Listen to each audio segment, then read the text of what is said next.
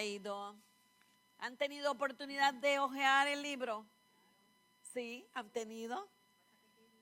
Ay, lento, sí. Y hay que buscar mucho texto.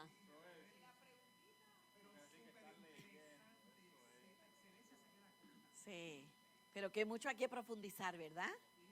Hay confronta. Jamás vimos el servicio de esta manera, porque para nosotros en América Latina la palabra servicio es sinónimo de servidumbre. Entonces es despreciado, y aquel que hace un trabajo que no es despreciado, menor, inferior. Y la clave, no sé si se dieron cuenta en el primer capítulo, la clave de todo este libro es la definición de la palabra ambición. No sé si captaron que cada uno de nosotros miramos a la palabra ambición desde el punto de vista que tenemos. O lo miramos desde el teísmo bíblico, o lo miramos desde el humanismo, el secularismo, porque lo vamos a mirar así, o lo miramos desde el animismo. Y la iglesia evangélica en Latinoamérica tiene una concepción más animista, más fatalista, más yo llegué a este mundo para ser pobre y seré pobre y se repite, Entonces, y además que la persona espiritual era la que era pobre en lo económico. Porque ambicionar, ¿con qué relacionábamos en el? Sí, pobreza, y de alguna manera nos metimos en la mente que entonces el pobre era una persona buena, una persona humilde, otro disparate.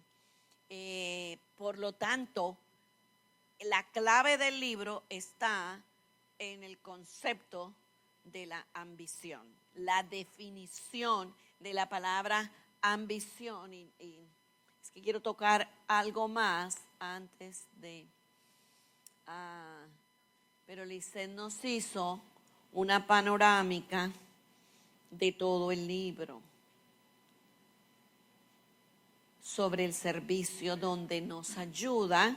Esta es una panorámica de todo el libro, donde el libro comienza dándonos objetivos, porque es un libro de estudio. Entonces, además de invitarnos a la reflexión, a profundizar, a estudiar, a no ser activistas, pero activistas sin reflexión. ¿Por qué estamos en tanto activismo? ¿Cuál es la razón? Nunca lo pensamos, sino que, como yo digo, nos metemos como en una bola de fuego y vamos sin parar, sin pensar estratégicamente qué plan, qué objetivo, qué alcanzo con toda esta vida corriendo en la casa. Las mujeres, como yo digo, muchas trabajan tantas horas que no se pueden sentar jamás a descansar, a meditar, a orar, porque no tienen un plan estratégico en el hogar de cómo sus responsabilidades se pueden hacer y así les quede un tiempo para ellas mismas. Pero nos metemos en esa bola de fuego. Uy, vamos corriendo. Entonces, ¿qué nos habla de en el libro? Dios tiene un claro propósito para nuestras vidas, que es en transformarnos en siervos. Imagínense si usted le dice a la persona que se convierte, yo te voy a dar un estudio bíblico para que tú te conviertas, te transformes en un siervo. Tengo que obligatoriamente definir entonces lo que es siervo según la Biblia. Dios quiere reformar nuestro carácter. Aquí es que está el rollo, a través del servicio. Nosotros quisiéramos que el carácter se transformara a través de la oración y la meditación, estar de rodillas de ayuno. Y entonces yo de ahí me levanto de mis rodillas, hombre nuevo. Y no es así. Es a través del servicio, es a través de la acción, es a través de levantarme a lavar los platos, a dejar una cocina, un baño, cómo sirvo a mi esposa, cómo sirvo a mis hijos. Y por eso es que quiero terminar hoy con lo que llamamos una disciplina de amor, que es para crecer en servicio. Entonces, tiene que reflejar el carácter de su Hijo. Y Jesús vino como siervo, el Hijo de Dios, el Dios creador de cielo y tierra, el dueño, el que tiene todo el poder, el omnipresente, el omnisciente y todo, y viene como siervo. Mire, hermanos, el solo hecho es para llorar y llorar y llorar y llorar por horas, solamente adorándole, diciendo: Señor, te revelas, y te revelas como siervo. Por eso quiero que miremos algo más adelante. Dios tiene en mente una misión más grande: bendecir, sanar y redimir a todas las naciones. Lo vimos en la primera clase, ¿verdad? Sí, el rol de la iglesia, la agenda cósmica de Dios. Y la agenda cósmica de Dios es extender su reino en la tierra como está establecido en el cielo. Que aquí en la tierra se cumpla su voluntad a perfección como se cumple en el cielo. Y eso implica entonces obediencia. Cumplir su misión con personas como usted y yo, compungidas, necesitadas e imperfectas. Esto lo vimos en nuestra primera clase. Luego las definiciones de siervo: aquel que busca, las busca. No es que llegan al golpe de suerte, o que quizás me di cuenta o alguien me habló. Yo busco las necesidades de otros, especialmente de los marginados y abandonados, y doy pases efectivos para cubrirlas. Significa trabajar por el bien de esa gente que no le gusta a uno y por aquellos que no gustan de uno. O sea que vamos a ganar al enemigo, vamos a ganar el ofendido, vamos a ganar el que yo no le caigo bien. Y ahí les conté la experiencia de esta enfermera en el hospital que le caía mal a todo el mundo porque no hacía más que predicar y predicar y mandar a la gente al infierno. Entonces, después que me escuchó esta clase y escuchó lo que vamos a ver, disciplinas del amor, dice que oró y dijo: Señor, ¿cómo puedo mostrar a mis compañeras de trabajo tu amor a través del servicio? Y el Señor le dice: lava los platos. Y entonces todas las enfermeras se reúnen, tienen un kitchenette en el piso donde toman café, calientan, y siempre están el reguero. Entonces ella empezó a limpiar el reguero, pero todos los días, con alegría, con gozo, limpia, seca, ponga. Llegó un fin de semana muy largo y dijo: uy, cuando regrese el martes esto estará hasta el techo de sucio. Efectivamente, dice, estaba horrible porque están acostumbradas a no limpiar después de que comen y demás. Pues llegué y limpié y dice, y estuve por meses mostrándoles, no hablaba, solamente les servía. Llegó el día de mi cumpleaños y cuando entro a mi saloncito donde tengo mis cosas, dice, estaba pancartas, bizcochos, te amamos. Aquello fue una fiesta, todas estas. Y que su actitud cambió, te amamos. Dice, bueno, ¿qué? ¿Por qué ahora me amaban? Porque ahora vieron con sus ojos lo que yo hablaba con la boca. Es la acción. Y como decimos, mira, en muchos de nuestros trabajos es prohibido hablar de Cristo. Bueno, ya que le prohibieron, usted debe respetar la norma y la regla, pero nadie le impide a usted vivir el reino allí. Nadie le impide a usted encarnar los valores del reino allí. Nadie le impide. Y al fin, cuando ven su excelencia, que usted llega más temprano, que usted se va más tarde, que usted le sirve a todo el mundo, que todo el mundo le ama, que todo el mundo le busca por la excelencia del trabajo, que todo el mundo quiere, no, mándame a tal enfermera, esta es la que yo quiero. Cuando tiene una fama por su excelencia, porque siempre tiene una sonrisa, porque trata bien a la gente, ¿qué va a suceder? Van a preguntar y entonces ahí va a poder decir, pues déjame decirles por qué soy como soy y se lo debo a Cristo. Pero lo han visto. El rollo que nosotros tenemos es que rompemos todas las leyes del trabajo, no cumplimos y les predicamos y los mandamos al infierno, pero no les damos testimonio. Por eso la importancia del estudio de siervo. El Señor Dios clemente y compasivo. Mostrar, vimos la clemencia y la compasión. Lento para la ira y grande en amor y fidelidad, que mantiene su amor hasta 1000 generaciones después y que perdona la iniquidad, la rebelión y el pecado. Y Él quiere que nosotros mostremos igualmente. Muy duro, muy difícil, porque solamente entrando al lugar secreto podemos cambiar. Compasivo, palabra latina que deriva de cum, con, y paz, sufrir. Sufrir con el que necesita. Compasión significa sufrir con la persona, no tenerle lástima. El secularismo lo define como empatía, tenerle lástima. Es que me da tanta lástima con esa gente, pero no hago nada para cambiar su situación. La verdadera compasión denota acción y no emoción. Es que aunque no quiera servirle a mi esposa, pero le voy a servir. Les conté de este hombre que se levantó y aquí tenemos cientos de los líderes, y él se levantó y dijo: mira, jamás le he servido a mi esposa, tengo 54 años, nunca en mi vida le he servido. Pero cuando escucho todo esto, empiezo a orar y digo: Señor, ¿qué hago? ¿Qué hago? No sé cocinar, yo no sé poner una mesa, nada. Y mi esposa tuvo que ir al hospital con mi hija. Pues me metí y bajé una receta, me fui, compré los ingredientes, traté de que fueran todos igualitos. Y como usted dice que hay que traer, que el reino es belleza, me fui y me compré un mantel, le compré flores, puse la mesa, traté de por YouTube encontrar cómo se pone una mesa, la puse linda la mesa. Cuando llega mi esposa dice: pero perdona que me tomó y no he cocinado. Dice: no, siéntense que yo soy el que voy a servirles. Lloraba mi esposa, lloraba mi hija. Tú hiciste esto, pelaste la papa, tú, el amo de la casa. Esto es, yo sirvo. Y dice: y me gustó tanto que estoy perfeccionando la culinaria para ayudar a mi esposa. Entonces, ¿qué dice aquí? La verdadera compasión denota acción, no emoción. Implica ponerse al lado de quien está necesitado para compartir su carga. ¿Y cuántos tenemos cargas, no? Servir a los demás. Compasión, como el carácter de Dios se define por la compasión, le envió a su Hijo a sufrir con nosotros, criaturas caídas, contritas y perdidas.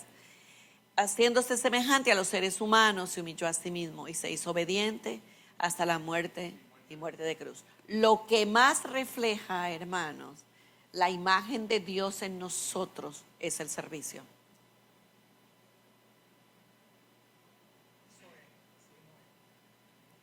Vamos.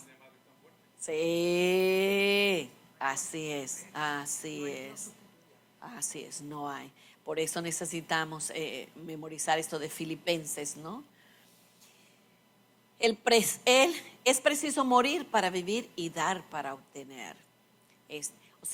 Los valores del reino. Ahí en el libro van a encontrar el capítulo donde dice que los valores del reino son opuestos a los valores del mundo. Los valores del reino están al lado correcto, derecho.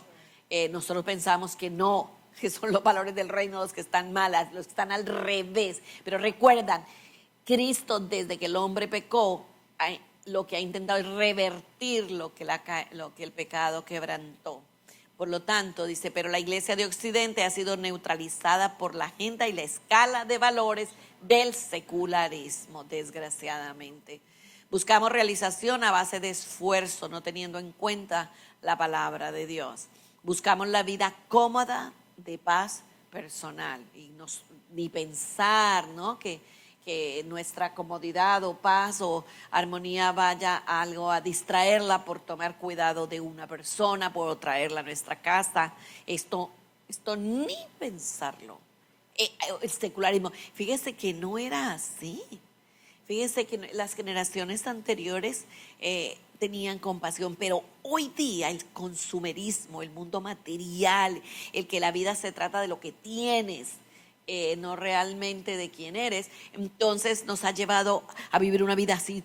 ¿Cómo yo podría tener a alguien en mi casa? ¿Cómo yo podría cuidar de alguien? ¿Cómo yo podría servir a alguien? Imposible. Y luego que la paz que yo tengo. Imitamos al mundo en vez de transformarlo, hermanos. Qué fuerte, ¿no? Nos lanzamos en una carrera loca pensando que moviéndonos deprisa alcanzaremos la felicidad. Y es en el amar, es en el servir, que nosotros encontramos realización de verdad. Él sigue con la introducción y dice, Dios nos ha llamado a servir a los otros, pero nosotros nos servimos a nosotros mismos, o sea, al yo. Lo vimos en las motivaciones del corazón y la virtud. Recuerda que la virtud tiene que ver con 3 cosas: motivos del corazón, conciencia limpia y una fe auténtica. La iglesia primitiva entendió ese llamado y nos dejó un legado de servicio.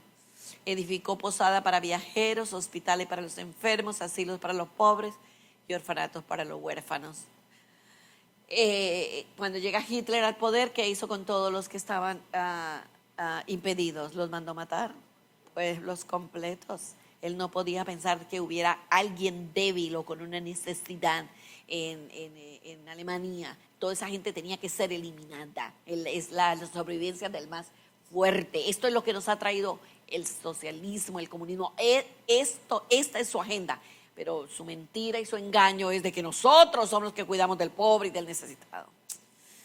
Es la iglesia, es donde el cristianismo ha florecido, es donde muchos se han convertido, han leído la Biblia, sus vidas transformadas y han mostrado amor y servicio y compasión, porque fue, como lo vimos en la primera clase, ¿no? Como la iglesia, los romanos habían deshumanizado a la persona, pero fue la iglesia quien trajo, es la iglesia la que hablaba de un Dios compasivo y amoroso. La autorrealización que anhelamos no la encontramos en el mundo, solo en los planes de Dios. Y ahí habla esta parábola que hay que leerla muchas veces, porque la Biblia dice de que Dios se fue, en la parábola dice, y se fue el amo, pero le entregó talentos de acuerdo a la capacidad de cada uno. No le dio a todos los mismos. ¿De dónde sacan los comunistas que todos tenemos que tener lo mismo y tener la misma casa y vestir igual y pensar igual? Diabólico. Dice que de acuerdo a la capacidad le entregó a cada uno. A uno, o 2 o 3. Pero les dijo, ¿qué tienen que hacer? Negociar, o sea, multiplicarlo. Lo que quiere decir es, te di este talento, tienes que desarrollarlo, tienes que crecer en el conocimiento de tu talento. Es lo que está diciendo. Y tienes que desarrollarlo para traer el bienestar común a otros, no para lucrarte, no para tu propio beneficio. Entonces dice, debes negociar. Y aquí en Lucas hay varias cosas, podemos tener todo 20 horas de solamente hablar de este único capítulo, pero lo importante es que ¿cómo voy a hacer la misión? ¿Cómo, después de que desarrolle dones y talentos? A través del servicio es que lo voy a hacer, ocupar territorio para el Señor. Somos nosotros los que tenemos la gran responsabilidad de estar ocupando. Aquí lo que quiere decir es cuando un ejército toma territorio para su nación. Es el significado, que nosotros con nuestra vocación en el área donde Dios nos llama a trabajar, sea hospital o sea en los negocios o la educación, yo debo plantar la bandera del reino de Dios en aquel lugar. O sea que yo debo reclamar ese lugar con la verdad, la justicia, la belleza y la misericordia. O sea, donde llegó el cristiano, tiene que haber allí una transformación de aquel lugar. Allí tiene que haber justicia. El reino de Dios tiene que llegar a ese lugar. Es lo que está diciendo. Ocupar es la bandera del reino, ponla allí. Dios nos ha concedido vida, talentos, habilidades y dones a cada uno y desea que los usemos. Nuestras vidas marcan la diferencia. Somos claves para que se cumpla la misión de la iglesia, porque nosotros somos la iglesia. Mi oración que podamos celebrar nuestro supremo llamamiento, el servicio. Esto no es mera información, sino un toque de trompeta para llamar a la acción. ¿Cuál es el propósito con el libro? Ayudarle a entender la misión de la iglesia, que usted ocupe con su profesión, con su vocación, terreno para Cristo, a ayudarle a ver que usted es clave, que su vida cuenta, que cada persona que se convierte a Cristo, todo cristiano cuenta, guiarle a cumplir su llamamiento vocacional de ser un siervo. Conocer y hacer la voluntad de Dios, conocimiento y entendimiento y hacer. los 3 verbos de Proverbios, que el libro de Proverbios los usa: conocer, entender y hacer. Todo lo que nosotros estudiemos, que conozco, que entiendo y qué debo hacer con esta información. ¿Cuál, hermana? Conocer y hacer la voluntad de Dios. Conocer, adquirir conocimiento y entendimiento. Y luego hacer compromiso o implicación. Sí, ahí es la palabra. Muy bien, hermana, gracias por señalarlo. Es una equivocación de Lisset. Entonces empezamos con el capítulo 1, que es la clave, donde aquí lo que nos lleva es cuáles son las metas en su vida. ¿Qué usted se ha propuesto en esta vida? ¿Qué usted le dice a sus hijos? ¿Cuáles son las metas? ¿Por qué usted vive? ¿Cuál es el objetivo, el propósito? Pero antes, por eso nos habla en ese capítulo, escríbalas. Y después de que usted la escribe, ustedes sabrán, soy secularista en mis ambiciones, de verdad. ¿Cuál es la ambición del hombre? Las palabras que usamos definen nuestra escala de valores. ¿Qué palabras usamos para definir nuestras ambiciones? Reflejan la ambición de Cristo para nosotros, y entonces examinaremos el vocabulario de la cultura occidental en relación con la ambición, y después examinaremos la ambición de Cristo para nosotros. Y cuando está en su libro, perdóneme un momentito, está en su libro no sé si ya usted lo subrayó, en la página 20 está la lista, ¿no? Dice, en la página 19, marque con la palabra que usted cree define mejor los valores de nuestra cultura.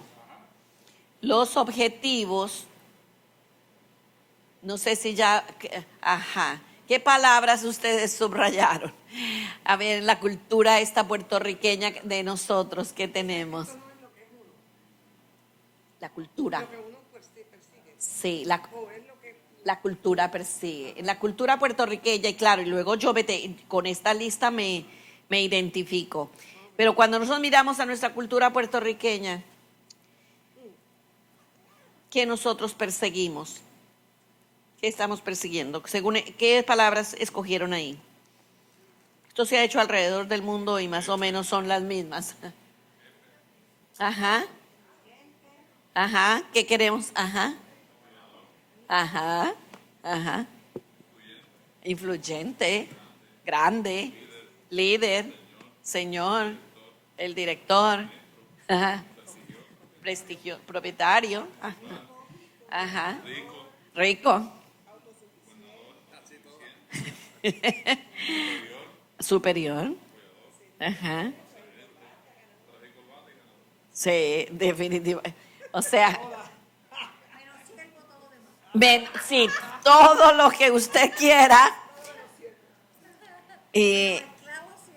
No, jamás. Hijo, estudia mucho para que tú seas el esclavo. No, jamás. O sea, por eso es que él dice, mire, y claro, cuando yo lo hice, el ejercicio, y llegó, el secularismo nos tragó de una, sí, nos han programado, y nuestros padres nos programaron. Jamás ellos ellos se quieren sentir orgullosos de que lleguemos, tengamos, pero cuando miramos y cómo obtener esto, porque queremos, pero ¿cómo lo obtenemos? ¿Cómo el secularismo nos dice que vamos a obtener esto? Aunque tengamos que llevarnos por delante a quien sea, aunque tengamos que menospreciar a quien sea, aunque tengamos que robar lo que sea, pero hay que llegar allí como sea. Por eso es que no es correcto usar la palabra para la vocación, carrera. No debemos preguntarle, ¿y cuál es tu carrera? Porque implica que usted, competencia, que usted está escalando, que usted está pisando a otro para llegar a las alturas. Por eso debemos usar la palabra, ¿cuál es tu vocación? O profesión, estás profesando con tu vocación a Cristo. ¿En dónde? ¿En qué área? Pero mira hasta ahí, hasta dónde nosotros, por eso es que nunca podemos usar la palabra tampoco feto. Nosotros los cristianos no. ¿Por qué? Porque es la palabra que el secularismo nos dio para poder acabar con la criatura, ¿no? Con el ser humano que llevamos dentro. Dice, en este capítulo vamos a aprender que nuestro llamado vocacional es a servir. Comenzamos conscientemente a servir a los que están más cercanos. La ambición natural del hombre es ser servido, ser amo. Llega papá a la casa y aquí llegó el señor de la casa para ser servido, a correr todo el mundo y inmediatamente ¿en qué anda la mamá? Llegó tu papá, ¿recuerda? Todos corren como el mío. ¿Qué es eso? ¿Qué ambiente? No es, llegó papá, el siervo más grande que hay en esta casa, que es mi padre. No, esto no es lo que tenemos en la mente. ¿Por qué? Porque de verdad queremos ser amos. La ambición de Cristo, Él no llegó al mundo y dijo, aquí vino el que creó todo y el dueño y el poderoso y aquí se alinean todos. El cheche. ¿Ustedes se pueden imaginar esa actitud en el Hijo de Dios? No. ¿Que pudo? Lo tenía. Él era el primero. Él era. Pero Él muestra. Él dice, vine no para ser servido, sino para servir. Entonces, decía uno de mis líderes en la misión, decía, cuando llega un joven y me muestra todos sus títulos y todo lo que sabe hacer, y todo su pedigrí, a ese no lo quiero cerca de mí. Pero al que llega y me dice, estoy dispuesto a servir, soy todoterreno, lo que usted necesite, ahí yo quiero ser de ayuda. Dice, a ese lo quería cerca, porque ese tenía la actitud de ¿qué? De un siervo. La ambición de Cristo es servir. Él nos ha dado ejemplo de lo que debe ser un siervo. Él es siervo.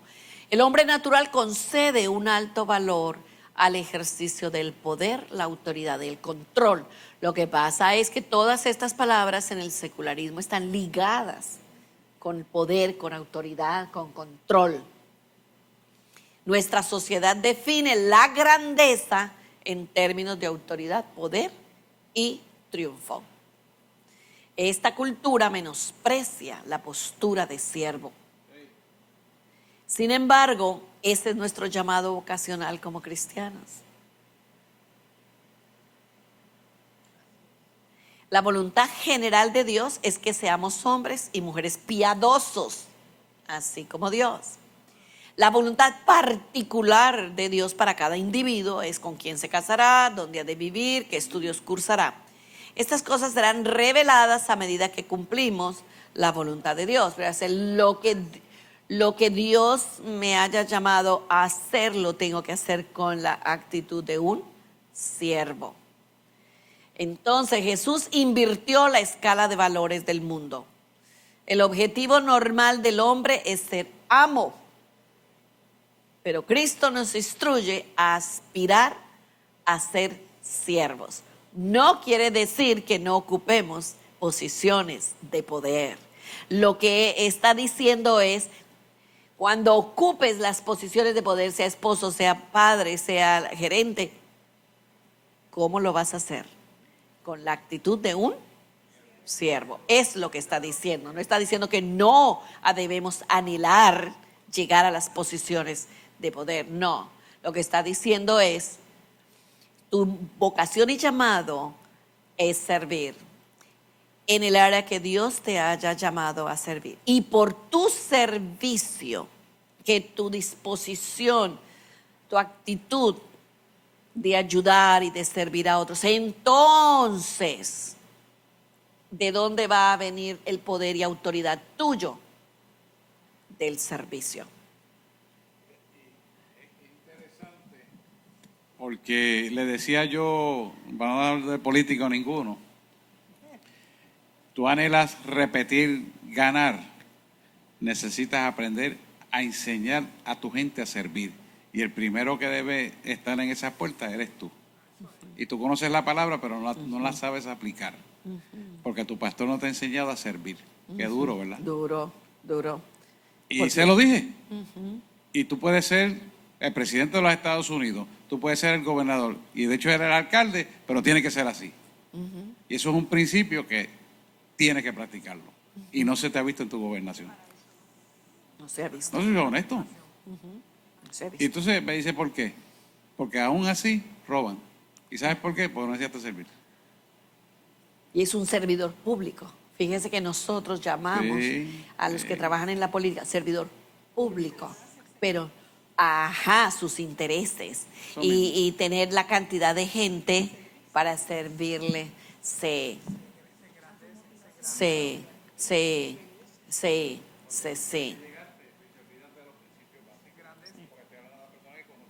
Sí, tristemente. Pero saben, hermano, es que el servicio es más, es que el estudio de este librito tan chiquitito, tan pequeñito, sobre servicio de la A a la Z, es que queda, mire, cada capítulo me quebranta y vuelvo otra vez y digo, Señor, pero ¿cuándo? Yo lo digo de esta manera.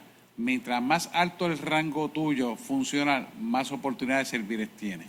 Claro. Por lo tanto, mayor servidor eres.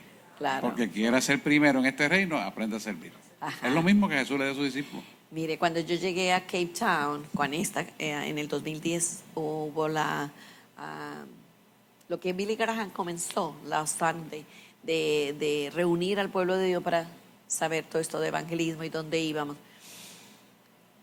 Y yo escogí ir al taller, había muchos talleres de los pastores. Y había un ministerio que solamente estaba enfocado en enseñar sobre el liderazgo estratégico. Y ellos habían hecho una evaluación al mundo entero. O sea, un cuestionario que lo habían mandado al mundo entero. Y nos dieron los resultados. Lo que yo no, o sea, estábamos allí tan en shock, los miles que estábamos allí, cuando dice, a nivel mundial, una de las cosas que la gente nos habló es que nuestros pastores no son siervos y no son accesibles. No son accesibles. O sea, queremos llegar a posiciones, llegar bien alto, y ya cuando llegamos allá, ¿cuánta gente está para protegernos? Para que no llegue, solamente van a llegar cerca los que yo decida, los que me convienen, exactamente como los políticos. Mire, y cuando llegamos a la confianza, porque esto era a nivel mundial en el 2010, mira, ocupaban el puesto número 9. Bueno, era una falta de carácter cristiano en ellos impresionante. ¿Por qué? Porque nunca la palabra ambición la estudiamos para saber cuál era mi cosmovisión, o sea, mi concepción, si era secularista o es bíblica. Pero si no la he estudiado en la Biblia, no voy a tener la cosmovisión bíblica. Voy a tener lo que el mundo me enseñe, lo que la cultura me enseña, y la cultura me está enseñando esto, que la grandeza está en cuántos te sirven a ti. La grandeza está. ¿Y cuánta gente? Mira que es la pregunta cuando llegamos a todas estas reuniones de liderazgo. La pregunta es, ¿y cuánta gente tienes que te sirve? Porque tu grandeza depende en cuánta gente tienes que te sirve. Imagínate cuando le preguntaron a Cristo, tengo 12 y uno me traicionó. Las multitudes, porque Jesús las despedía. Las multitudes les daba de comer, hacía el milagrito y las despedía. Él no invirtió. Cuando miramos la inversión de su tiempo, de los 3 años, la inversión fue muy poco, se concentró en 2, 3, en sus discípulos, pero no en la multitud. No les dio tiempo a la multitud. ¿Por qué? Porque la masa es voluble. Él sabía que tenía que invertir en 2 o 3 para que iban a continuar con su labor. Imagina, no se hubiera concentrado en 2 o 3 y se hubiera concentrado siempre en eventos y todo. No, cuando murió, ¿quién hubiera seguido la obra? Nadie. Porque cuando la multitud, ya, ¿el costo qué es? La cruz. No, esto no es lo que queremos. El objetivo normal del hombre es ser amo, pero Cristo nos instruye a aspirar a ser siervos fuerte, que la ambición de nosotros sea llegar a ser siervo fuerte. Mateo 6:33, lo más importante es que reconozcan a Dios como único rey y que hagan lo que Él les pide. Dios les dará a su tiempo todo lo que necesiten. Isaías 58:10, si ofrecen su pan al hambriento y ayudan a los que sufren, brillarán como luz en la oscuridad, como la luz del mediodía. ¿Qué ha de hacer con su vida? Dios responde, céntrate en la vocación cristiana y con tu vocación sé un siervo. ¿Qué ha de hacer? Servir. Vive fuerte. El capítulo 2. Entonces encontramos en este capítulo los diferentes ejemplos de servicio. Examinar ejemplos de siervos. Jesús, semejantes nuestros. Dice, para aprender a servir tenemos que ver servir a otros. Por eso es que los hijos tienen que ver a papá sirviendo. Mamá, vamos a ver con qué actitud sirve, pero mamá generalmente es la que sirve, ¿no? Es la que se levanta, sirve, pero necesitamos modelarlo. No solamente en nuestro hogar, pero fuera del hogar. Necesitamos ver que nos gusta servir. Dígame. Con relación a lo que usted mencionó del tiempo que invertía Jesús, yo hoy estaba escuchando una prédica de Derek Prince. Ah, sí, de Derek Prince. Y él mencionaba eso mismo, que los pastores y los líderes tienen que identificar y orar, porque una estrategia del enemigo era provocar que esos pastores o líderes se invirtieran un tiempo en esas otras ovejas y no estaban comprometidas. Era algo como él describía, no crecen ellos y hacen perder el tiempo de ese líder o de ese pastor. Entonces él traía muy bíblico. Sí, no, Y esto decía, del discipulado. y lo trajo por Pablo. Pablo Sí. no perdía el tiempo en aquel que no quería crecer. En aquel, pero es diabólico. Por experiencia lo digo. ¿Quién te roba a ti más tiempo? El que no quiere crecer. Entonces, tú como líder no inviertes en el que no te trae problemas. Y no inviertes en él y lo pierdes. Porque toda tu concentración es en el que tiene los problemas. Es una distracción. Ni Jesús ni el apóstol Pablo, es que no los vemos invirtiendo mucho de su tiempo en aquellos problemáticos. Sí, pero yo lo he vivido por experiencia. Y total, al final, como quiera, siguieron en su mismo corazón de no servir al Señor, de no obedecer al Señor con la misma, no importa las horas de inversión, no importa. Sí, no importa. Así es. El que no aprende a comer de su propia mano para crecer en la vida cristiana, o sea, ¿hasta dónde? Dice Pablo, ¿no? Siguen como niños fluctuantes, de aquí para allá, detrás de cualquier doctrina. Para aprender a servir tenemos que ver servir a otros. Veremos estos ejemplos de servicio en el carácter de Dios, en la encarnación de Jesús y en las vidas de los personajes bíblicos y contemporáneos. Dios es servicial y el servicio es un valor sagrado. Imagínense enseñarlo a nuestros hijos. Cuando Dios se encarnó en Cristo, tomó la forma de siervo. Cristo nuestro, Él es siervo, rey.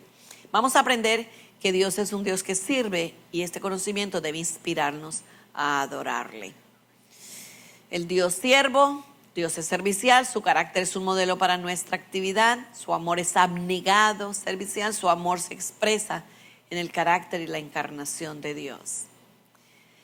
Tanto en el Antiguo como en el Nuevo Testamento presentan a Dios como siervo. La palabra benevolencia en hebreo es Hesed, que aparece 250 veces en el Antiguo Testamento. Hace referencia al leal y constante amor de Dios.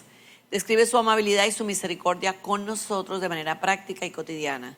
En el Nuevo Testamento la palabra griega es ágape, describe el amor abnegado de Dios, su amor servicial. Ese amor servicial se expresa siempre que Dios toca una vida, es intrínseco a su carácter, o sea, es que no podemos mirar a Dios sin actuar, no podemos mirar a un Dios, sírvame todos, aquí estoy yo. El pueblo hebreo entendió esta característica de Dios e hizo la hospitalidad u hospedaje una virtud de la vida en el desierto. El huésped era honrado. La iglesia primitiva estaba consciente de la naturaleza servidora de Dios y le imitó con su estilo de vida hospitalario. Abrían sus casas a extraños y organizaron estructuras para servir a los enfermos, los moribundos y los viajeros. En español usamos las siguientes palabras con estas características del hospedaje: hospital, hostal, hospicio, hospitalidad, hospedaje. Tremendo, ¿no? Dicen, estuve en Ginebra, en Suiza, una práctica que durante la Reforma esta gente tenía había una luz encendida, una velita encendida que se veía por la ventana y eso indicaba que en esa casa había un cuarto para el huésped, para el que iba de viaje, para el que no tenía dónde dormir y podía tocar a la puerta. Si no había velita encendida, quiere decir que estaba llena la casa. Entonces ellos hicieron áticos en sus casas para poder tener un lugar para poder hospedar. Interesante, ¿no? O sea, estaba dentro de la construcción de su hogar. Mi hogar tiene que ser un lugar donde puede venir el cansado, el enfermo, el débil, el viajero. Increíble. Hoy día, claro, con toda nuestra tecnología y lo modernos que somos, pues tenemos hoteles, pero muy costosos. Porque es el mismo concepto, y mucha gente que no sirve en el hotel, pero hay que pagarlo a un precio muy alto y no hay el amor que se recibe en un hogar. Interesante. Dios es nuestro anfitrión y se ilustra en el Salmo 23. En este Salmo nosotros encontramos, 104 palabras tiene el Salmo 23 y más de 8 nombres de Dios están en este Salmo y lo vemos como Dios dice: venid a mí, los que están, venid a mí, encontrar reposo en mí. Yo preparo mesa, yo unjo. Me hablan de unas monjas luteranas, que un ministerio que comenzó Basilia Schilling, alemana, que sobrevivió después de la Guerra Mundial. Y dicen que abrió hospedajes, pero, o sea, no era que se anunciaba que ellas hospedaban, no. Pero si uno quería un lugar donde pasar la noche, pues podía tocar a la puerta.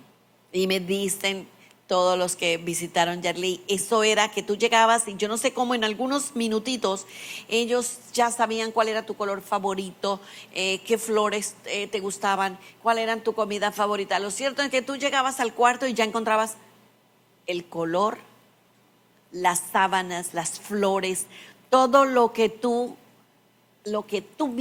gustaba a ti. Y la comida era tan personal, la hospitalidad. Gratis. Eran monjas. Pero el testimonio, usted lee la biografía de Basilia Schilling y usted queda en shock. Ella fue la que comenzó todo esto de que la iglesia tenía que pedir perdón al pueblo de Israel por todo lo que hizo, y ella fue la que trajo toda que la iglesia reformada pidiera perdón y todos los horrores, todo lo que hizo la iglesia. Por muchos años estuve escribiendo al Papa: somos responsables y tenemos que pedir perdón. Al fin lo logró con mucha oración, mucho ayuno. Pero una de las últimas cosas que hizo en este mundo fue subir al monte Sinaí. Monte Sinaí hay unas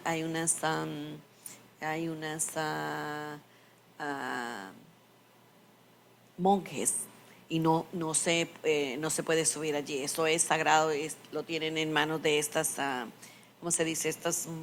Así como los dominicos, los franciscanos. Pero ella llega allí porque entiende que Dios le mandó. No hacía nada que Dios no le pidiera. Y cuando llega allí, al fin le permiten subir. Ella está muy enferma ya, ella, muy, muy enferma. Y cuando llega allí, Dios le dice, mi pueblo abandonó los 10 mandamientos. Ya nos enseñan, 1960. Cuando ella baja de allí, ella escribe un artículo. ¿Por qué hemos dejado de enseñar los 10 mandamientos? ¿Por qué si es la ley moral de Dios? Y hay una campaña bien grande, bien grande, bien grande. Me recuerdan qué pueblo en Alemania. Un evangelista famoso, una cosa pero de miles. Y ella imprime lo que Dios le dijo para repartirlo. Y los líderes organizadores de este gran evento de miles, desde el púlpito, prohibieron que la gente recibiera. Y si lo había recibido, tenía que romperlo. Y mira dónde están nuestros países. Mira qué ley moral vivimos nosotros. Mira en lo que nosotros nos hemos metido. Tienen que leerlo, es la biografía de Basilea Schlink. Muy impresionante. Él es nuestro anfitrión. Entonces encontramos hombres y mujeres que han servido. Rebeca, Boaz, Dorcas. En el capítulo 3 encontramos al siervo rey.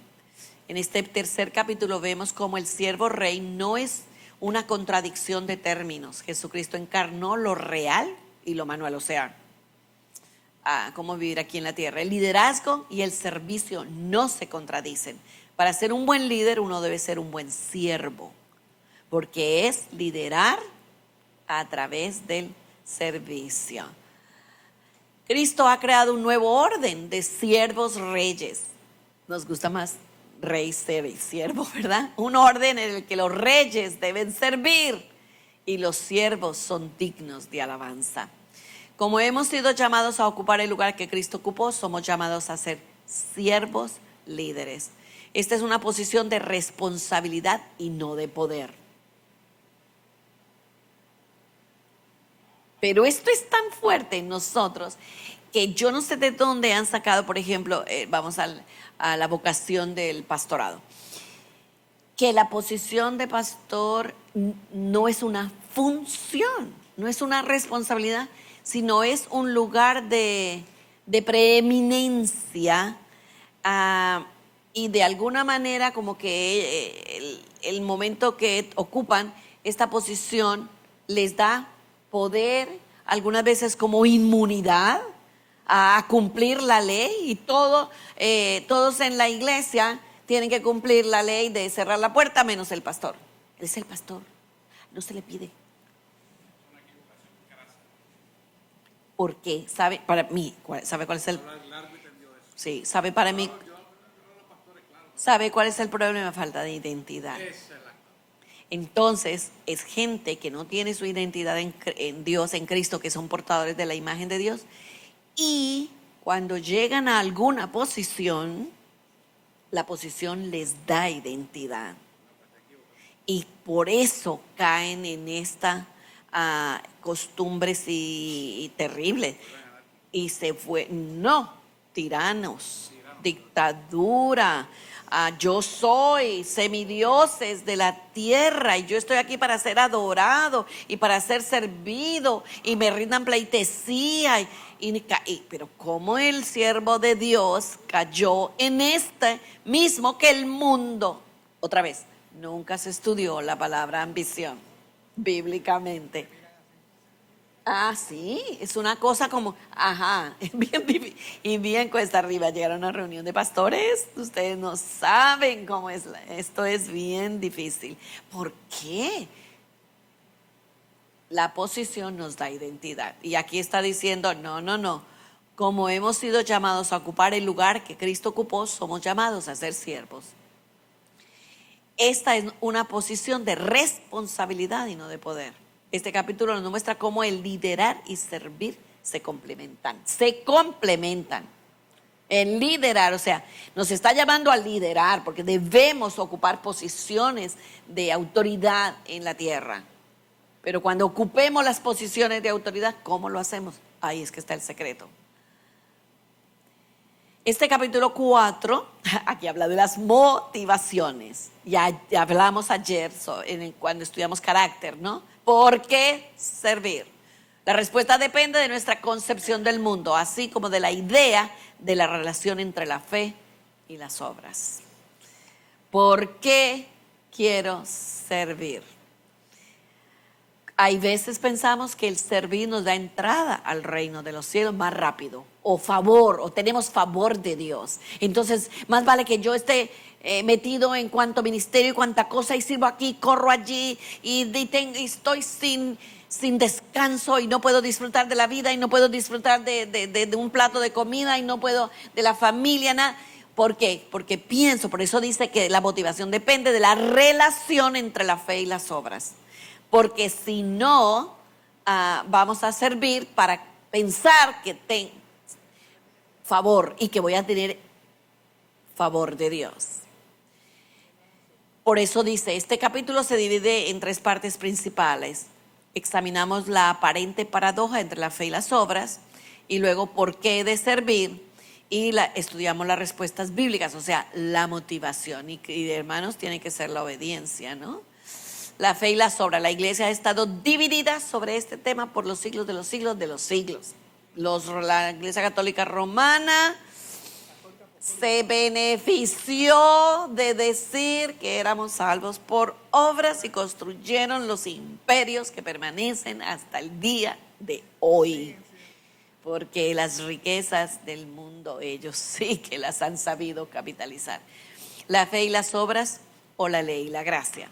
Somos salvos por las obras o por la fe, servimos, trabajamos para ser salvos, somos salvos por fe. Y mire, hermanos, con este único tema, entonces nosotros los evangélicos, para rechazar lo que la Iglesia Católica Romana dijo, que éramos salvos por obras, nosotros dijimos, no, es solamente por fe, pero no obramos. Entonces dígame cuál de las dos posiciones extremas es la correcta. Tenemos que ir al centro radical. ¿Cuál es el centro radical? Sí sabemos que es un don de Dios y que solamente vamos a ser salvos por la fe, pero una fe que obra, que sirve. Ahí viene la reconciliación de la fe y las obras. Ahí se juntan, ahí se complementan la fe y las obras. Por eso dice ahí, sí somos libres de tener que servir o observar. Ajá. Ese capítulo es bien importante. Estudiarlo. ¿Por qué de servir? Los humanistas está centrada en el hombre, toda su filosofía, por lo tanto, un legalismo, sirvo, hago buenas obras, observo la ley para recibir una recompensa, ser salvo, ir al cielo. Legalismo es un legalismo. Soy salvo por gracia, por lo tanto no hay necesidad de servir. Caemos en el antinomianismo. ¿Dónde? Soy salvo por fe, gracia, por lo tanto no hay necesidad de servir, trabajar, ni tampoco guardar la ley. ¿Cómo, hermano? Usted piense rapidito, a ver, como ya soy salvo, pero yo hay veces con nuestros niños que son pensantes, yo les digo, pero a ver, vamos a ver qué mandamiento tú no podrías guardar, vamos a ver. ¿Qué mandamiento no podemos guardar? Vamos a ver. Pero ¿cómo vamos a pensar que soy salvo, por lo tanto, puedo robar, puedo envidiar, puedo adulterar? Dígame cuál. La posición centrada en el hombre deja el cristianismo encerrado en una trampa, un evangelio antropocéntrico. O sea, centrado en el hombre. O sea, Cristo murió para hacerte feliz a ti, para salvarte a ti, y todo se trata de ti. En ningún momento la Biblia habla de esto. Se trata de Dios, se trata de su voluntad, se trata de traer su reino a la tierra, se trata de Él. O sea que este evangelio que hemos predicado de felicidad, de prosperidad, de ven a Cristo y tendrás todo lo que has soñado en este planeta Tierra, hermanos, esto no es bíblico. Esto no es bíblico. Nosotros fuimos salvos para servir Él es el jefe, Él es el rey, Él es el amo absoluto, Él es el que manda, Él es el poderoso. Nosotros solo obedecemos. Pero tenemos un maravilloso, Él es maravilloso líder porque es siervo. Entonces, ¿por qué he de servir? Por gratitud.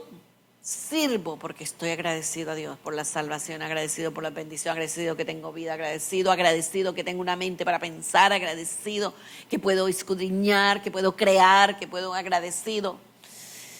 Pragmatismo, sirvo porque Dios lo ha querido así y espero su bendición en respuesta a mi obediencia.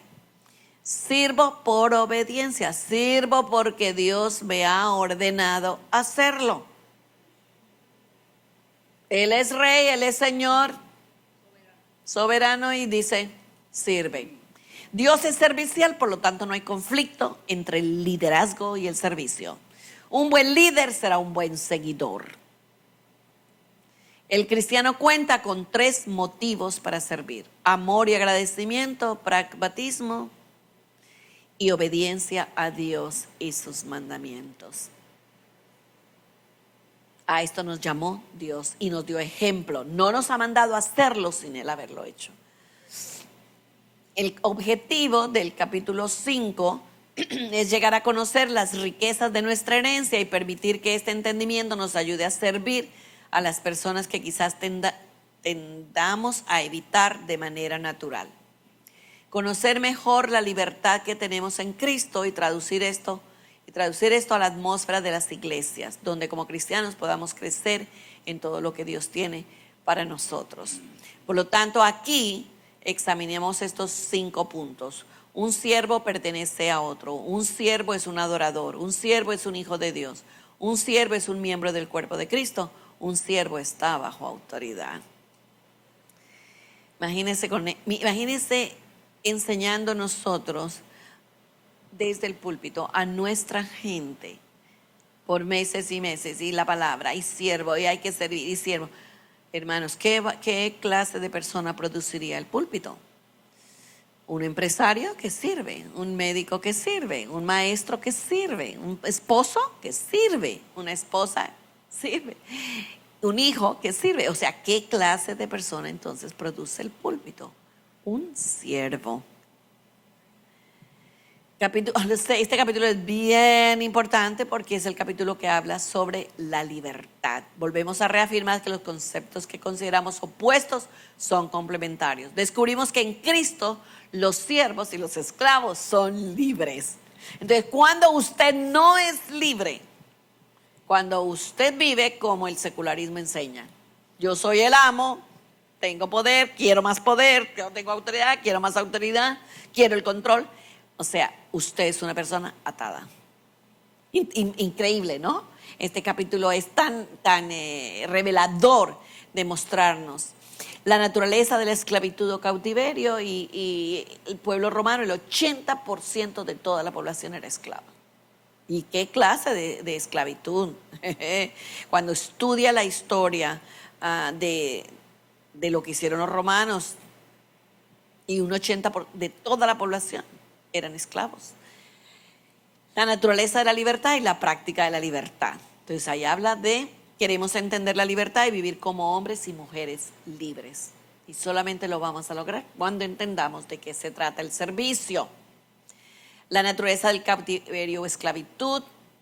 Somos una raza de esclavizadores. Nos encanta, hermanos, el trato con sus hijos. Mire, yo soy hospedada por tantísima gente y voy a tantas y tantas casas. Esto nos encanta, hermanos. Esto, o sea, es parte como de nuestra naturaleza caída, las distorsiones. Por lo tanto, nos encanta. Somos una raza de esclavizadores, gente que esclaviza gente. Esclavizamos a otros institucionalmente y nos esclavizamos a nosotros mismos con nuestro estilo de vida. No solamente esclavizamos a otros, sino que nosotros obtenemos un estilo de vida y no somos libres. Y esto se ve, hermanos, esto se nota. Esto hay que sentarse a tomarse un café con alguien y dice, esta persona está tan atada, esta persona no es libre, esta persona tiene un estilo de vida. Por eso es que decimos que Cristo vino ¿para qué? Libertarnos de los vicios, adicciones, hábitos terribles que hemos adoptado a través de la vida, problemas de autoestima, de autoimagen, de que todos estos vicios que hemos adoptado. Él vino para hacernos libres de culpa, de vergüenza, pero nos encanta. Esclavizamos a otros, siempre tratamos de hacerlo. La esclavitud institucional. Hoy se constata la esclavitud institucional en las dictaduras, la corrupción, la explotación infantil, el tráfico de personas en todo el mundo. En el Antiguo y Nuevo Testamento se reconoció la esclavitud institucional. Por eso la ley mosaica prohibía el abuso de esclavos. La vida y enseñanza de Cristo sentaron las bases para acabar con la esclavitud. Sin embargo, la esclavitud siguió siendo una realidad en las culturas de los tiempos bíblicos y aún en la nación americana, que es un ejemplo de cómo nace una nación sobre principios bíblicos. Y uno dice, ¿cómo esta gente nacen y mire todo lo que bonito y lo lindo, pero mantenían los esclavos? Impresionante. Todos nosotros queremos a alguien que nos sirva. Ajá. Sí. Entonces, ¿qué está diciendo aquí? Yo tengo que aprender. Este capítulo sobre la libertad hay que leerlo, porque primero tengo que yo ser libre para no esclavizar al otro, pero también yo tengo que ser libre de mis propios vicios que me esclavizan, porque hay veces no te esclaviza nadie, tú mismo te esclavizas, te has hecho esclavo.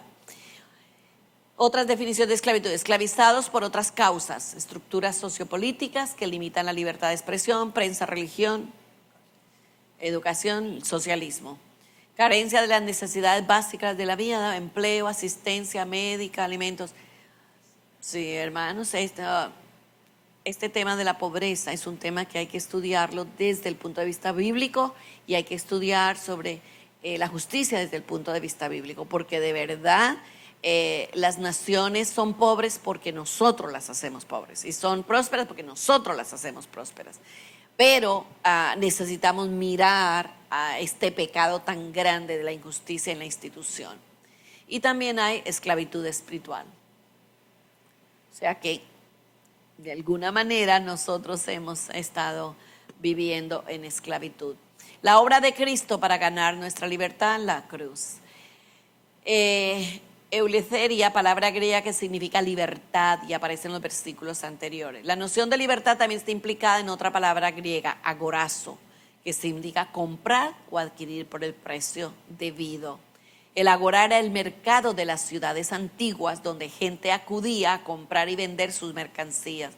También eran llevados los esclavos para ser vendidos en el mercado. Exagorazo significa redimido, se usaba en los casos en que se adquiría esclavos para libertarnos. Nosotros éramos esclavos del pecado. Cristo en la cruz, ¿qué hizo? Nos compró y nos liberó. Y nos liberó de nuestros pecados. Esto es maravilloso.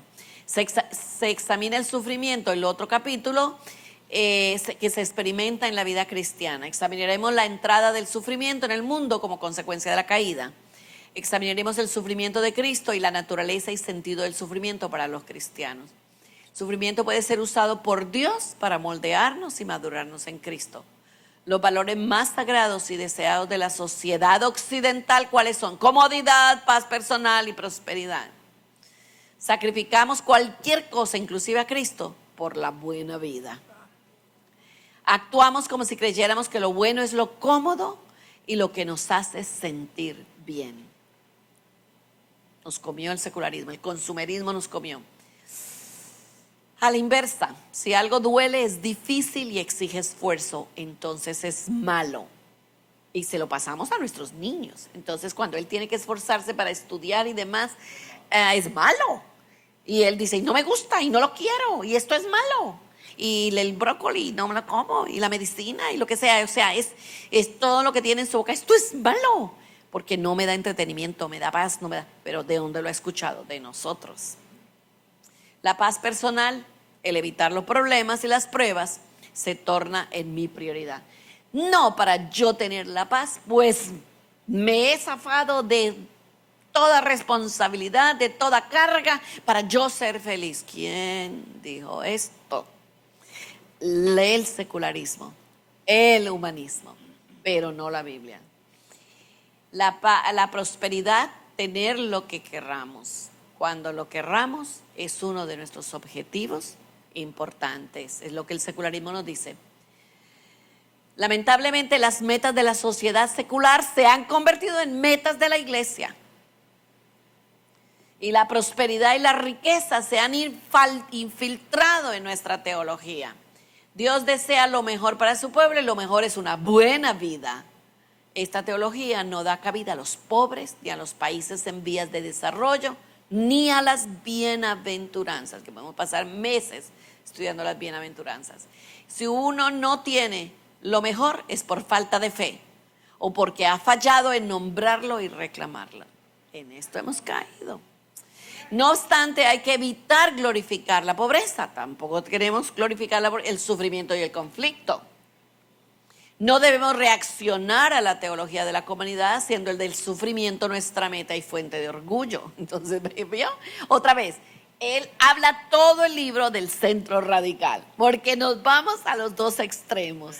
El legalismo, haciendo obras por legalismo, o no, porque yo ya soy salvo y no necesito ni cumplir los mandamientos ni hacer obras. O sea, los extremos. Pero aquí es el complementarse, el centro radical. No podemos glorificar la pobreza. Como yo le digo a la gente, si no trabajas, si no prosperas, ¿cómo puedes dar? ¿Cómo puedes ayudar? O sea, y Deuteronomio es claro en decirle al pueblo de Israel que tenían que progresar para poder tener para dar.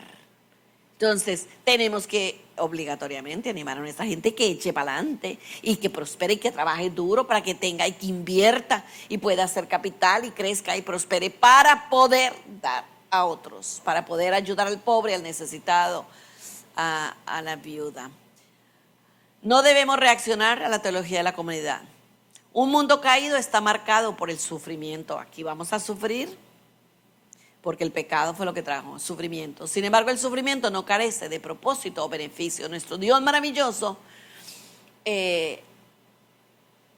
cuando nosotros tenemos la actitud correcta, entonces Él puede usar el dolor, el sufrimiento, la prueba para pulirnos, para crecer en nuestra relación, nuestra intimidad, nuestra fe con el Señor. O sea, se puede sacar provecho al sufrimiento cuando tenemos actitud correcta hacia el sufrimiento. El ideal divino es que su pueblo tenga lo mejor, pero nunca debe definirse lo mejor exclusivamente en términos materiales.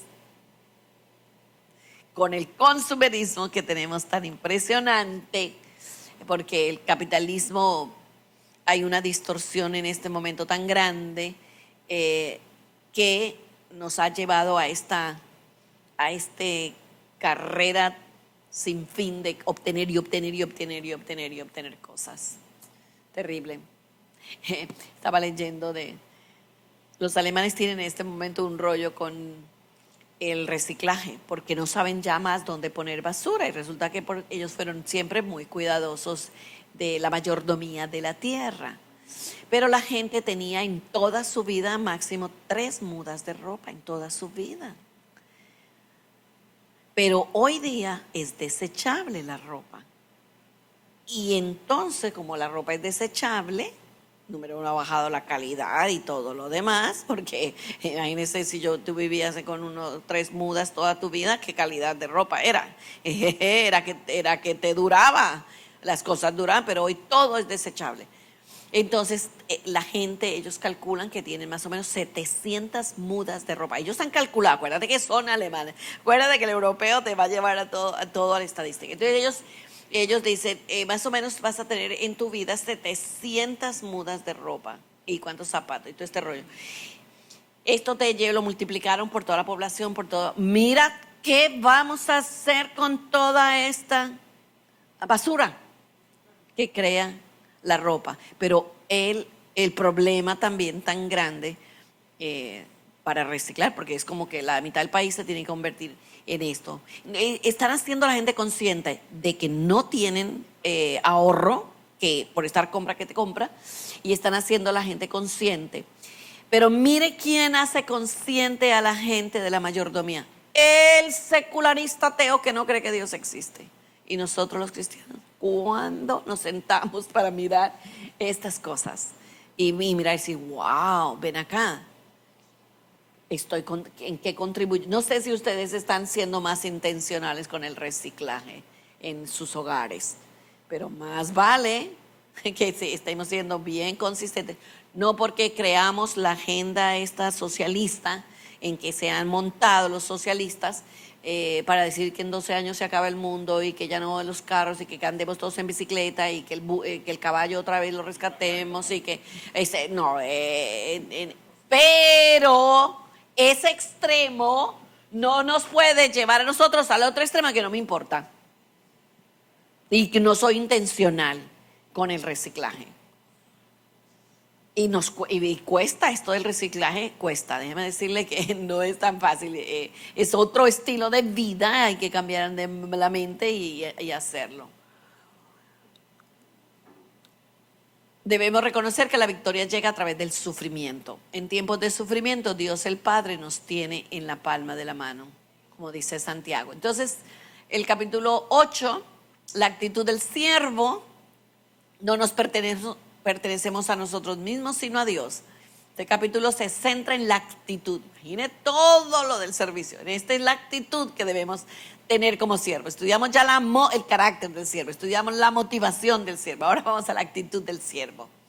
Podemos servir de manera mecánica, seca, o sea, sin corazón, sin alma.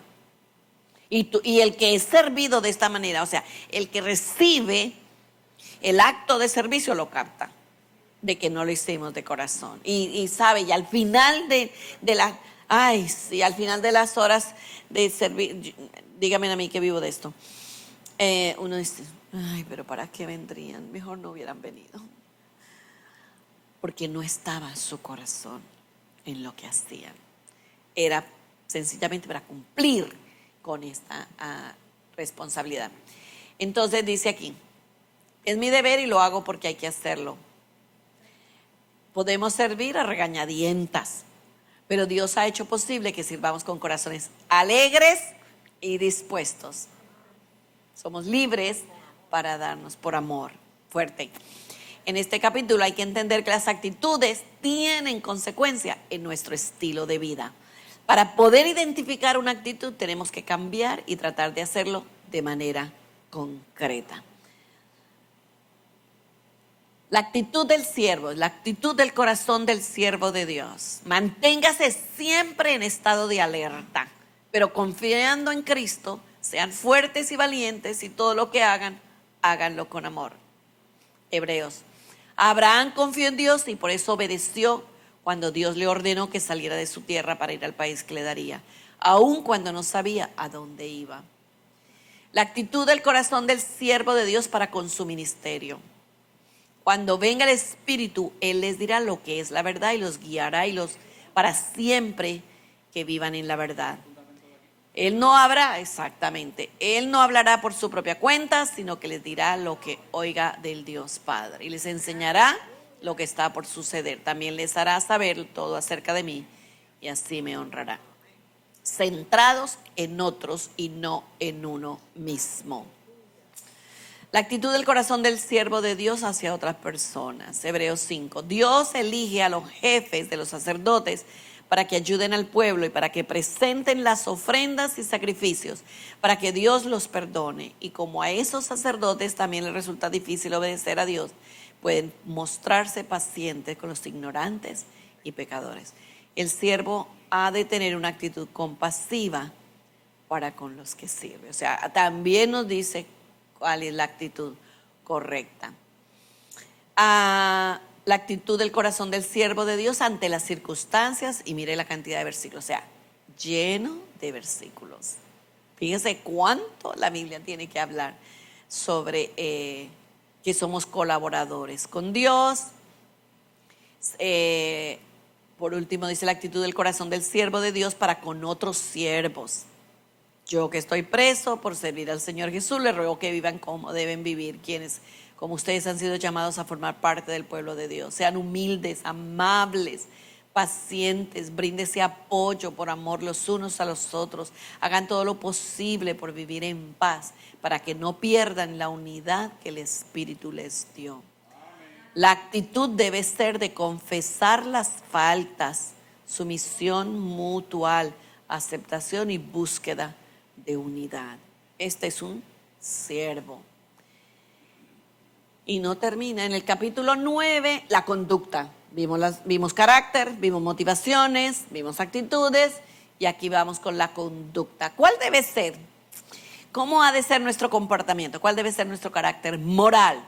Hemos de afirmar un estilo de vida piadoso, similar a la de Dios, delante de un mundo que observa, ante una sociedad amoral. Los eslogans de autogratificación abundan. Haz lo que te plazca, hazlo si te agrada y te hace sentir bien, hazlo si resulta, hazlo a tu manera, tú eres el primero.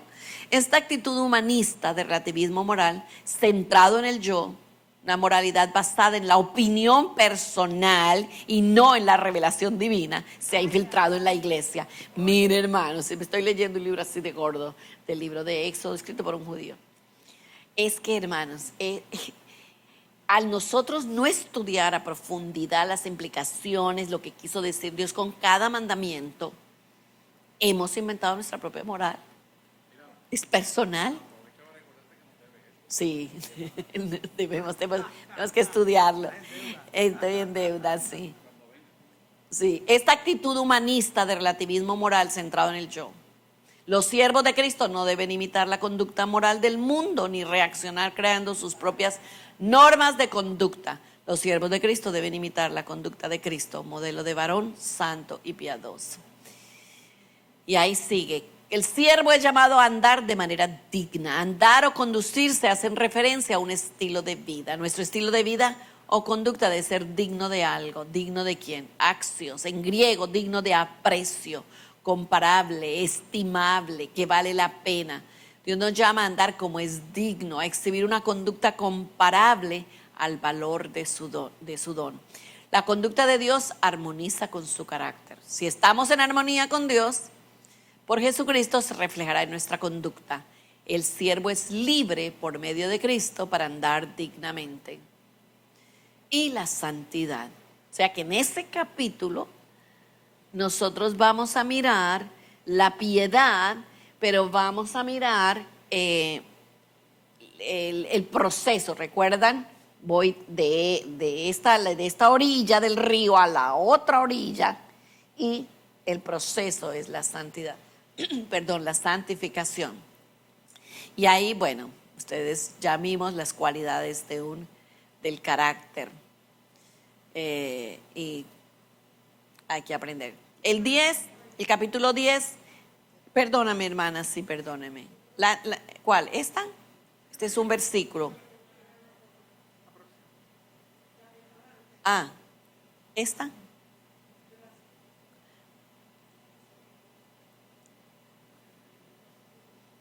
La responsabilidad del creyente es colaborar con Dios y cultivar la conducta de un siervo. Pero mire, hermanos, si no se leen todas estas escrituras, ¿quién nos va a convencer a nosotros de vivir este estilo de vida? Ningún ser humano en el planeta Tierra, ni el que nos ame más, ni el que nos sirva más, puede servirle con todo lo que quiera, y aún así no aprendemos.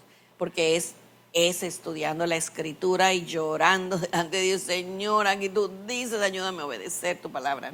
Porque mire cuántos versículos, nada más, hermano. Las personas a quienes servimos. Este capítulo nos enseña que hemos de servir a todo tipo de persona. Todo tipo. Somos por naturaleza una raza egocéntrica.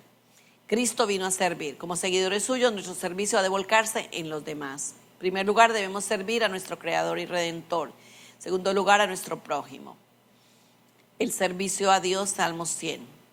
a través de la adoración y demás servimos. ¿A quién servimos? Servimos a la familia, las esposas sujetas a sus esposos, hijos a sus padres, pero si alguna viuda tiene hijos, o sea, a la familia. ¿Recuerdan en cómo avanza el reino de Dios? Los circulitos, los ciclos. Después de que hemos ayudado a la persona con su carácter, vamos a ir a bregar con la familia. Y en esa área es enseñarle a servir. O sea, la unidad en la familia va a ser a través del servicio. ¿A quién servimos? Servimos a nuestros semejantes, servir a los que no pertenecen a la familia de la fe. Y esto, mire hermanos, en los últimos, nuestros misioneros, no sé, tenían tanta persecución, tenían a la Iglesia Católica Romana encima de ellos. Este era un sistema bien complejo. Bueno, no nos dieron todo el mensaje. Pero una de las cosas que ellos nos enseñaron mal fue el no servir, el que nosotros nos servíamos a nosotros mismos como hermanos y como iglesia. Olvida, cuando nos juntamos la pasamos divino. Pero no nos enseñaron, no. Yo, mi prójimo, mi vecino, mi comunidad, mi compañero de trabajo, y tengo que intencionalmente, después de desarrollar este carácter de siervo, intencionalmente buscar. Así es que comenzamos la clase hoy. Yo busco, no es que llegue providencialmente, no, es que yo busco servir. Y no me da chance de entrar en las disciplinas del amor para decirles cómo, pero yo quiero que ustedes vean que debemos buscar servir a nuestros semejantes. Yo estoy en una lucha con los vecinos que tenemos ahora, y estoy orando por ellos, Señor. Gente que no va a ninguna iglesia, crecieron, fíjense que crecieron en la iglesia, pero no van a ninguna iglesia. Y esto a mí y tienen niños pequeños, y yo digo, pero ¿cómo ustedes están criando? Y sus hijos, no, pero hay veces alguna compañerita le invita a la iglesia, pero es que eso no es. Y entonces digo, pero no quiero caer en solamente bla. Señor, ¿cómo podemos servirles? Señor, muéstranos qué podemos hacer por estos vecinos en servicio. Tú revélanos. Yo les conté lo del coco, ¿no? Cuando enseño sobre las disciplinas del amor, de cómo servir a otros. Y doy el ejemplo de cuando estudiaba en Canadá, para la Navidad, durante todo el mes de diciembre, nos ponían todos los nombres en una canasta y sacábamos el nombre, y durante todo el mes teníamos que bendecir a esa persona que nos correspondió. Y entonces a mí me correspondió una familia alemana que tenía 4 chiquitas, 4 nenas. Y llegó el día de la Navidad, y entonces ese día se hace un regalo y se le lleva a la familia y se descubre, yo fui tu ángel durante todo este mes que te bendije. Todo en secreto, todo es un secreto, pero estamos bendiciéndoles todo el mes. Y entonces yo digo, Señor, ¿pero qué le regalo? ¿Qué regalo? Y entonces Dios me dijo, un coco. Un coco. Yo dije, este voz del diablo, reprendí al diablo, Satanás, te reprendo, te rechazo, no me puedes hablar, en el nombre de Cristo estás derrotado. Señor, que no. A mí jamás se me hubiera ocurrido un coco. Entonces yo sabía que no era mi voz, que era el diablo, pero no la mía. Y volvía otra vez, y cada día el Señor, llévale un coco. ¿Cómo yo me voy a presentar con un coco de regalo de Navidad? Pero Señor, no me dejaba, no había otra instrucción, seguía el coco. Entonces al fin fui y compré el coco más grande que encontré, lo metí en una caja con confetis, lo hice lindo, un gran moño, una caja grande, o sea que a lo menos en apariencia se viera lindo. Pero caminar de mi cuarto a la casa de estos alemanes me consumía.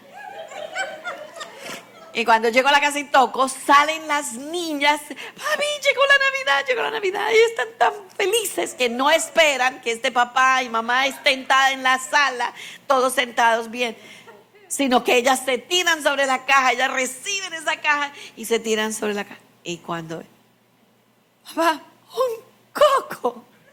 Y empiezan a saltar y brincar de alegría. ¡Pum! Un coco. Y me dice el papá, Yarley, ellas querían un coco. Hace como 2 semanas yo me fui a la tienda y compré y salió podrido. Y yo no he tenido dinero para comprarles un coco. Y yo le dije a ella que oráramos a Dios y le pidiéramos a Dios el coco. Para ella la emoción saltaban, brincaban. Dios respondió mi oración. Esa era la lección de la niña. Dice Yali, por lo tanto, no, yo estoy en estas humillada, quebrantada hasta el... Diciéndoles, Dios contestó la oración y salió, gracias. Dios se encargó de que el coco saliera bueno. Porque, bueno, para ellos fue una fiesta. Y ellos me abrazan, no, papi, gracias por ser sensible al Espíritu de Dios. Yo decía, sensible, fuerte, fue lo que recibí de Dios para poderle obedecer. Entonces, cuando yo enseño, no nos da chance hoy, pero yo enseño sobre las disciplinas del amor. Y enseño que para nosotros crecer en el servicio tenemos que hacer algo nuevo y diferente que jamás ni nunca hemos hecho. Pero tiene que ser un acto de amor que no cueste, sea una cosa pequeña, pero que nos ha tomado orar a Dios y pedirle, Señor, nunca le he servido a esta persona. Dime qué puedo hacer en 4 áreas, porque debemos servir en 4 áreas. Jesús crecía en 4 áreas. Jesús crecía espiritualmente, en relación con su papá. Jesús crecía socialmente, parece que fue muy amado, de acuerdo a lo que leemos en la Escritura. Jesús crecía físicamente, porque si no, ¿cómo hubiera permanecido en la cruz si estuviera tan desnutrido y flaquito tanto tiempo? Pero vemos que Jesús crecía. Entonces Jesús creció espiritual, relación con Dios, en sabiduría. Jesús crecía socialmente en relaciones, muy amado, tan amado que sus papás podían estar 3 días sabiendo que él estaba con todos los amigos de la familia y estaba hasta el 3er día que se dan cuenta que Jesús no está con ellos. Entonces, en estas 4 áreas, cuando oramos a Dios, Señor, ¿en qué área puedo hacer algo nuevo, diferente, que nunca jamás ni se me ocurrió? En el área de la sabiduría, en el área social, en el área física o en el área espiritual. Una disciplina del amor, un acto de amor. Y tomar nota, cuándo, dónde, cómo, quién, hay que responder a todas esas preguntas, ¿no? Y es impresionante, hermanos, como cuando servimos a esa persona con esos actos de amor pequeños que Dios nos ilumina, como el coco, crecemos, porque para poder crecer hay que hacer algo nuevo y diferente. Si fuésemos a prepararnos para una carrera, el entrenador todos los días nos da un ejercicio nuevo, diferente, para seguir construyendo los músculos que necesitamos para la carrera. Y así es con el servicio, igualito. Tenemos que tener este tiempo de oración. Señor, un acto de amor para mi vecino, un acto de amor para mi mamá, para mi abuelo, un acto de amor para fulano de tal, un acto de amor. Señor, revélame, ¿y en qué área? Y cómo lo debo hacer, y lo debo escribir. Esto es lo que está diciendo, ¿no? Debemos servir a nuestros semejantes y aún a los que no son cristianos. Debemos servir a Dios, las familias inmediatas, a nuestro prójimo. Y se nos manda a servir al extranjero, al marginado, al enemigo y al pobre necesitado. Esto se tiene que colocar, hacer un libreto, una cartilla, un libro de Señor, ¿a quién debo servir? Así es que crecemos en el área del servicio, porque aquí habla de toda esta clase de gente. Servimos a Dios, a nuestras familias, hermanos creyentes, a la misma iglesia. El servicio que prestamos al hombre es sencillamente una manifestación de amor al Padre y de gratitud al Hijo. El hombre natural trata de restringir los límites de su servicio. No obstante, Cristo invirtió el orden de las cosas y enseñó que el servicio no debe conocer límites. Hemos visto que no se debe limitar el círculo de personas a quienes servimos. Todos los hombres portan la imagen de Dios y Él nos ha dicho que todo lo que hagamos por uno de nuestros hermanos, aún por el más pequeño, es como hacerlo a Dios. Fuerte, ¿no? Fuerte. Pero práctico, la palabra de Dios, no real. El capítulo 11, la obra del siervo. En este capítulo vamos a ver la obra del siervo. ¿Qué debemos hacer? Cristo nos ha llamado a ser siervos, pero ¿cómo hemos de servir? Hay muchos elementos comunes en el servicio, pero también hay tipos de servicios únicos basados en los dones y capacidades del siervo. Necesitamos comenzar identificando las áreas en las que estamos especialmente dotados para servir. Ser un siervo es fundamentalmente cuestión de estilo de vida. El servicio es nuestra vocación común. Tengo dones y talentos en un área, o sea, si soy buena en la cocina haciendo empanadillas, voy a bendecir mucha gente con mis empanadillas, pero con mis dones y talentos debo saber cómo yo puedo servir. El servicio es una asignación común para todos los creyentes. El servicio se lleva a cabo dentro del marco de la individualidad de cada creyente.